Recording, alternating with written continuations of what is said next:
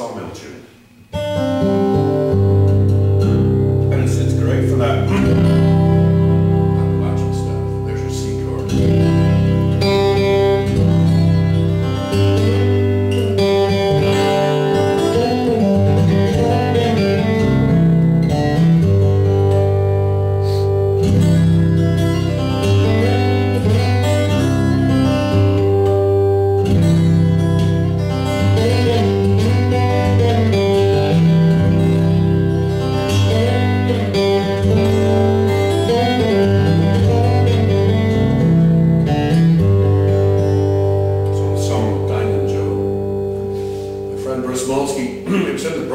Woodstock years ago.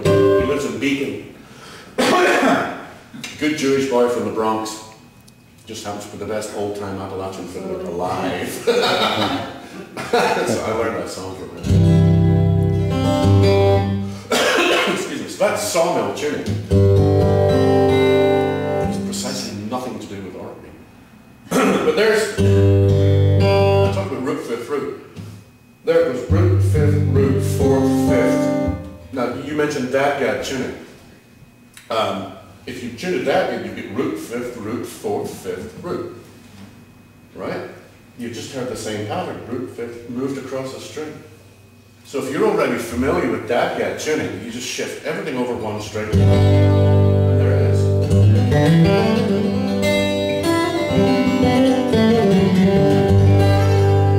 That's DADGAD, fingering, moved over one string.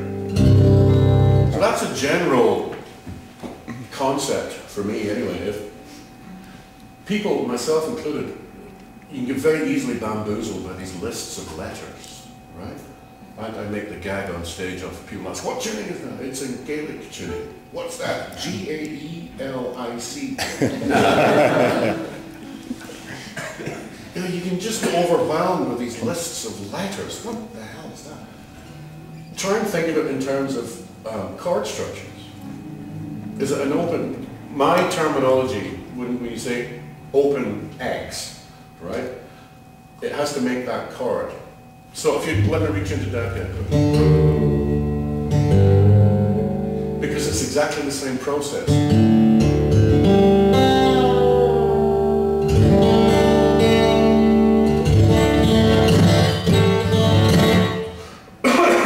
Root, fifth, root, fourth, fifth, root.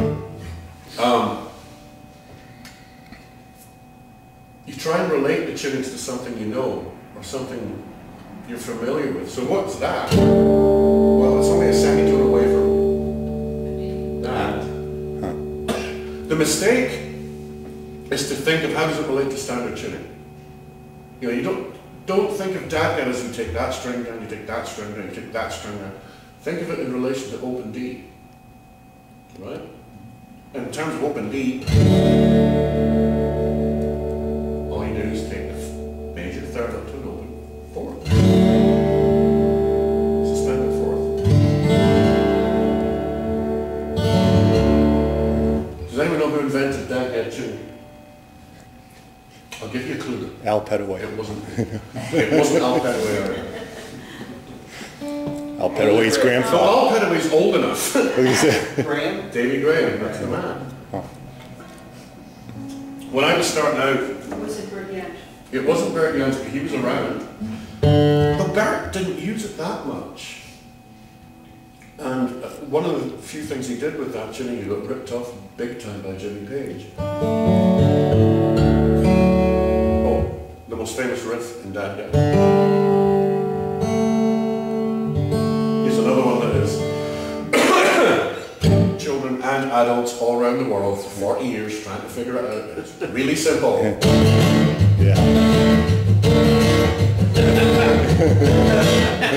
It's like falling off a freaking log.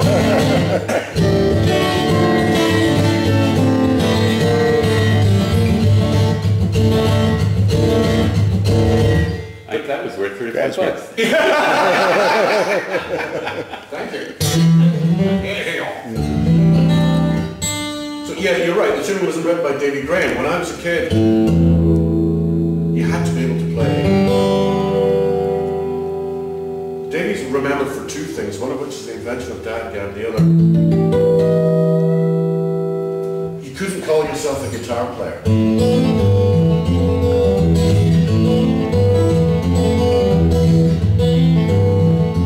Unless you can play Angie, which is his big hit. But he was a very adept chord melody, fingerstyle, jazz guitar player. He was way in advance of everyone else. He was the first UK player to kind of get taken seriously by the Americans. Martin Carthy says he was the first of our lot that they took seriously. So that would have been a great time to be starting guitar. Maybe a decade before I actually did start guitar. There were a ton of people from here wound up in London. And there was a whole scene. The UK players were Bert Jansch, Davy Graham, John Renbourn, Martin Carthy, Ralph McTell, people like that, Whiz Jones, loads of really, really good singers, songwriters, very fine guitar players. And at the same time, there was this big influx. Stephen Grossman turned up in London. Duck Baker came over in Stephen's coattails, I guess. Paul Simon, he ripped off Scarborough Fair from Martin Carthy. Big time. It's a traditional song. He learned it in Martin Carthy's house and copyrighted it the following day. Paul. And they didn't speak for many, many, many years, and finally Paul Simon did the right thing. Who got Bob Dylan? Before he was huge. Dylan was doing folk clubs in London. So it was this whole big guitar thing, and the Americans brought over a lot of blues influences that the UK players picked up on. Like Where did John Fahey and Leo Cocky put in that scene? they didn't make the voyage, really. Cocky is very much planted here, I think. And Fahey was so out there. Yeah. But Totally. I don't think he kind of went off on such a tangent that he didn't really influence many. I mean, there's a lot of players that he did, but in terms of a genre of music, he didn't have that impact. He didn't have the impact that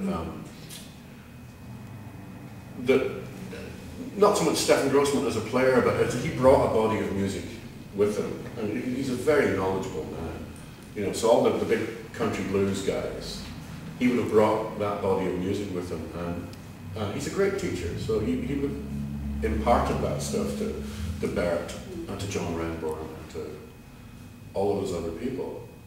So Davy Graham was front and centre in that scene in the 60s. And was already familiar with open D tuning,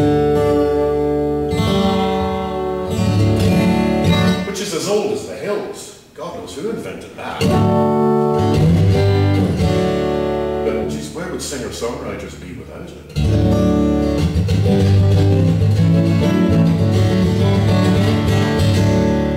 I'm a huge Joey fan.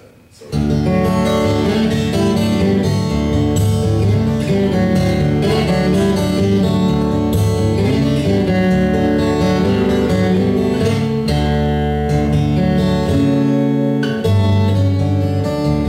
That's all open D, but because she smokes 8 million Marlboro a day, her voice is dry and pitched. Probably that would be probably open B flat. Yeah. So her tunings get transposed quite a lot. Amelia, do you know the song Amelia?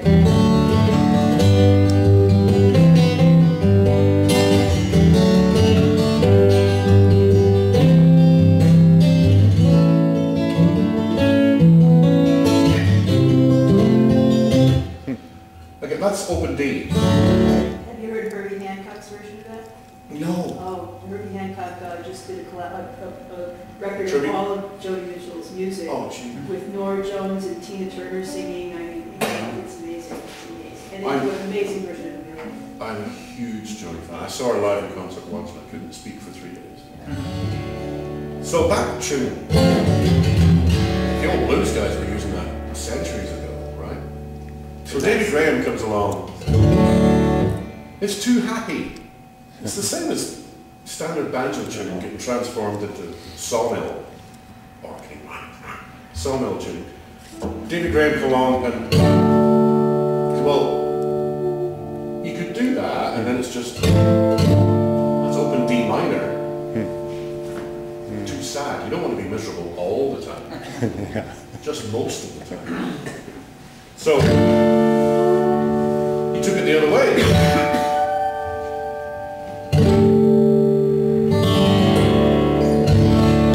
And, you know, the whole world changes. I remember, I didn't get DADGAD tuning direct from David Gray. My source was a great Scottish singer called Dick Gawker. And huge fan, we're now great friends, I love it. But I was obsessed with his work. Phenomenal singer, great guitar player too, and I couldn't figure out any of it. And I couldn't figure out why.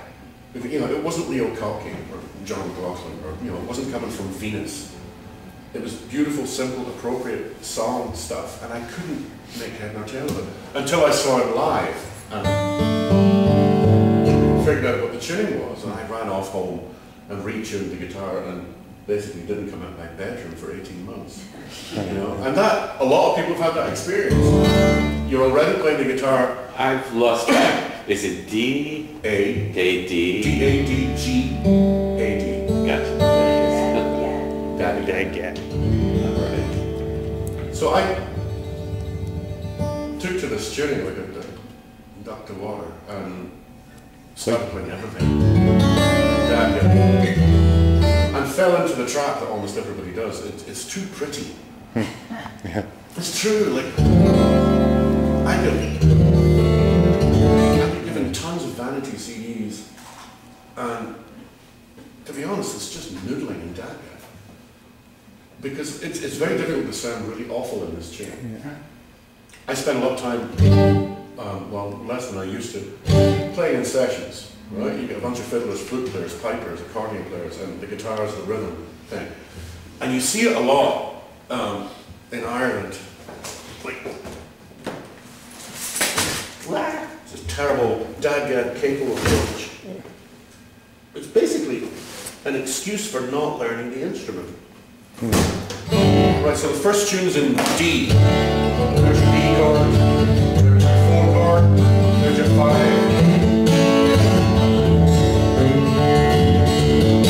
The next tune, without stopping, you have to stop though, but the next tune is G. So you whack the cable. You play the same 3 chords, your guitar's honking at the tune, but you don't care, you don't stop. But the next tune's in A. The next tune's in B minor. Oh, how do you play a minor? And so on. It's absolutely dreadful. Because DADGAD is even more forgiving than standard tuning. Why is the guitar the most popular instrument in the world? You play with one finger. You can play it with one finger, but Travels easy. that's all very important. Travel's easy. They're relatively inexpensive. Except these. Yeah. But relatively speaking. But the real reason, I think, is that after a couple of lessons, you've got 4 or 5 chords, and you can sing about 400 songs, or you can accompany with 400 songs. It's very accessible. And with DADGAD tuning, it's even more so. And if you make a mistake, you've just invented a new chord. It's almost impossible to make DADGAD sound awful. The trouble is that you have to work a bit hard to make it sound interesting. So there's one player that would be associated with DADGAD more than any other. Give me a name. Huh? No. That's just No. No. Al plays a whole bunch of different tunes.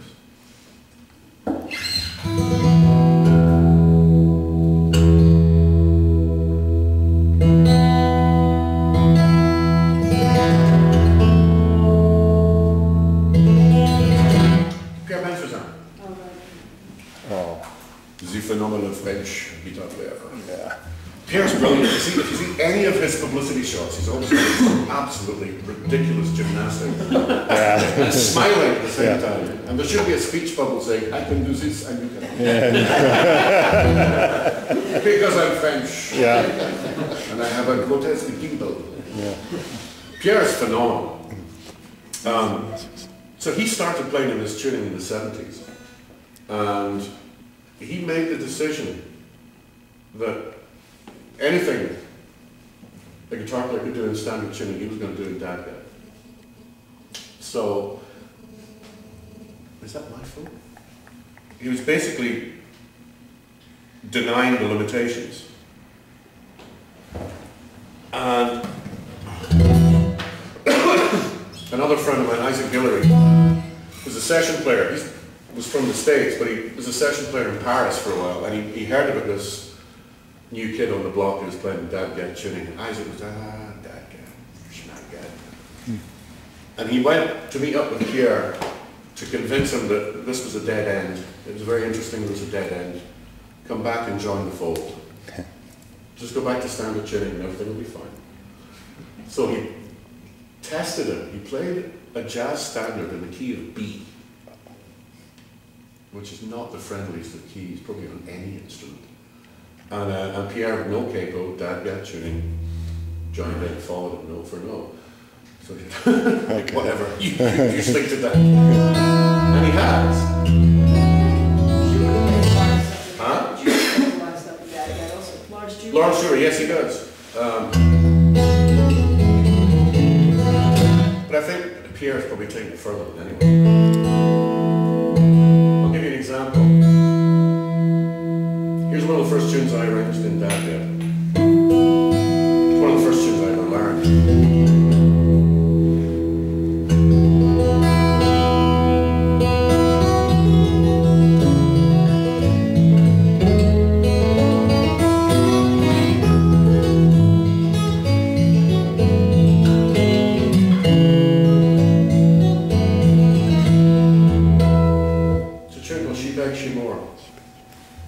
Very well-known Irish tune. It's like a staple of Celtic music, if you like. So I learned it from the first Planksty album, and so did Ben Suzanne. Same source. So instead of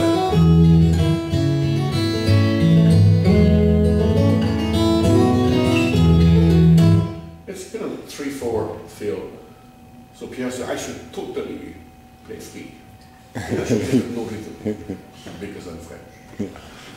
So he got rid of the rhythm completely, but it's totally free. So instead of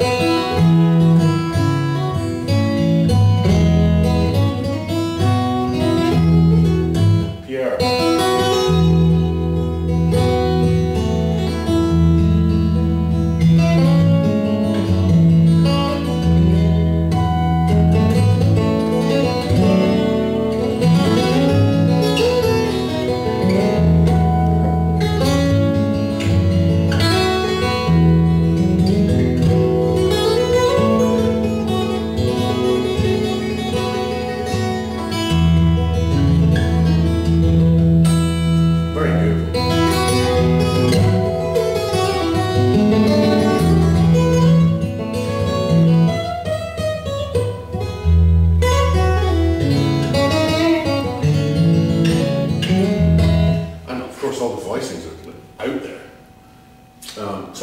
taken that tuning and pushed it further than anyone else.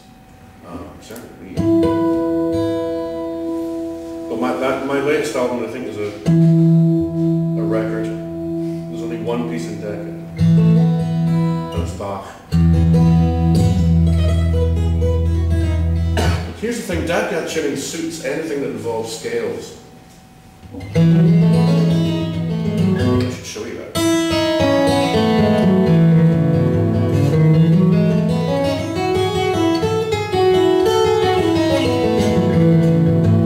DADGAD tuning makes it very easy to play across the strings, rather than linearly, right? In that direction.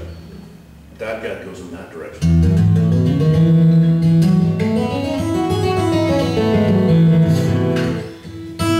Let's retune. I need to show you something. For our armrest? Sorry? For my armrest?